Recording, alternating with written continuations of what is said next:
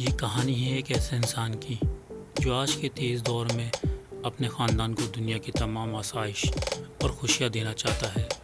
وہ سب کو ہر مشکل پریشانی سے دور لے جا کر ان کی دنیا کو جنت بنانا چاہتا ہے۔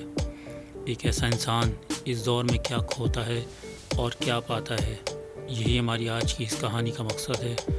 ہم آپ کو بتانا چاہتے ہیں کہ سب کچھ سب کے لیے نہیں ہوتا۔ کریم کا خاندان بہت بڑا ہے۔ کریم ایک محنتی انسان ہے اور خاندان کا واحد روٹی روزی کمانے والا ہے۔ کریم کے 3 بچے ہیں، 2 بیٹے اور 1 بیٹی۔ وہ والد اور والدہ کے ساتھ رہتا ہے۔ کریم اپنے خاندان کا پیٹ پالنے کے لیے بہت محنت کرتا تھا۔ وہ دن میں 16 گھنٹے سے زیادہ کام کرتا ہے۔ بچے اس کو نہیں دیکھ سکتے تھے کیونکہ وہ صبح سویرے ہی گھر سے نکلتا تھا جب سب بچے سو رہے ہوتے تھے، اور واپسی آدھی رات کے قریب گھر پہنچتا تھا جب سب بچے سو رہے ہوتے تھے۔ پورا خاندان کریم کے ساتھ وقت گزارنے کے لیے بےتابی سے انتظار کرتا تھا اور بچے اس سے بہت یاد کرتے تھے۔ بچے اتوار کے بارے میں بہت تجسس رکھتے تھے، اس لیے کہ والد سارا دن ان کے ساتھ وقت گزاریں گے۔ بدقسمتی سے بڑھتے ہوئے گھریلو اخراجات اور تعلیمی اخراجات کو پورا کرنے کے لیے کریم نے اتوار کو بھی کام کرنے کے لیے ہفتے کے آخر میں نوکری کر لی۔ بچے بہت بکھر گئے تھے، بہت پریشان تھے، اور کریم کی بیوی اور والدین بھی۔ یہ معاملہ کئی ہفتے جاری رہا اور آہستہ آہستہ سال گزر گئے۔ کریم کی تمام محنت کا بہت فائدہ ہوا اور اسے پرکشش انکریمنٹ کے ساتھ ترقی کی پیشکش کی گئی۔ خاندان ایک نئے گھر میں شفٹ ہو گیا تھا۔ سب کے پاس بہتر کپڑے پہننے کو ملے، صحت مند کھانا تھا اور خوشحال زندگی تھی۔ تاہم ہمیشہ کی طرح کریم زیادہ سے زیادہ پیسہ کمانے کے لیے مسلسل جد و جہد کرتا رہا۔ ایک دن کریم کی بیوی نے اس سے پوچھا کہ تم پیسوں کے لیے کیوں بھاگ رہے ہو؟ جو کچھ ہمارے پاس ہے اس سے ہم بہت خوش رہ سکتے ہیں۔ کریم نے جواب دیا، میں آپ سب کو دنیا کی بہترین چیزیں اور خوشیاں دینا چاہتا ہوں کہ آپ لوگ ہمیشہ خوش رہو، کبھی کوئی مشکل آپ لوگوں کو نہ آئے۔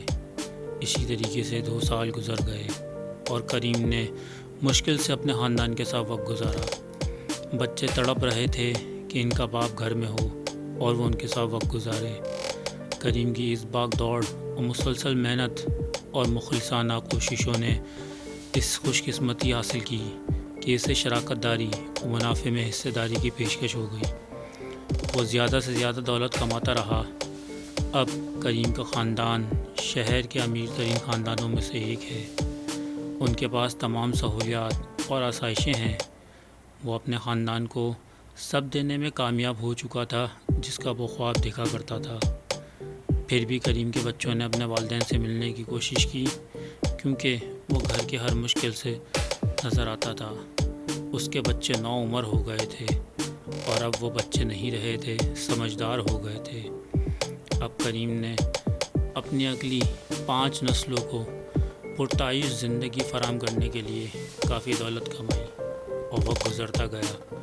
کریم کا خاندان چھٹیاں گزارنے کے لیے ناردرن ایریا گیا۔ اس کی بیٹی نے پوچھا، ابا کیا آپ ایک دن گھر پر نہیں گزار سکتے ہمارے ساتھ؟ کریم نے جواب دیا، ہاں بیٹا، ضرور، کل ضرور میں آپ کے ساتھ دوپہر کے کھانے میں شامل ہوں گا اور کچھ دنوں تک آپ سب کے ساتھ ہی رہوں گا۔ میں کام سے بہت تھک گیا ہوں اور اب مجھے تازگی کی ضرورت ہے۔ یہ خبر سن کے پورا خاندان بہت خوش ہو گیا اور خوشیاں منانے لگا۔ زندگی کی کامیابی سمیٹتے سمیٹتے کریم وہ سب کھو چکا تھا جو اس کی زندگی کا بہت اہم حصہ تھا، اپنے گھر والوں کا پیار، ان کی محبت اور ان کا ساتھ۔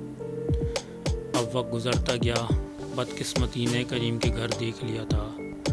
اگلے ہی دن قسمت کا فیصلہ ہو چکا تھا۔ کریم کے خاندان میں کوئی بھی زندہ نہیں تھا کیونکہ ان کی گاڑی ایک سفر میں پہاڑ سے نیچے گر گئی اور سب کے سب پانی میں بہہ گئے۔ یہ خبر کریم تک بھی پہنچی۔ وہ فارم ہاؤس پہنچا تو ادھر کچھ بھی باقی نہ رہا تھا۔ وہ جن کے لیے دن رات ایک کر بیٹھا تھا، اپنی زندگی کا سکون کھو بیٹھا تھا، آج وہ سب اس کی نظر کے سامنے نہ تھے۔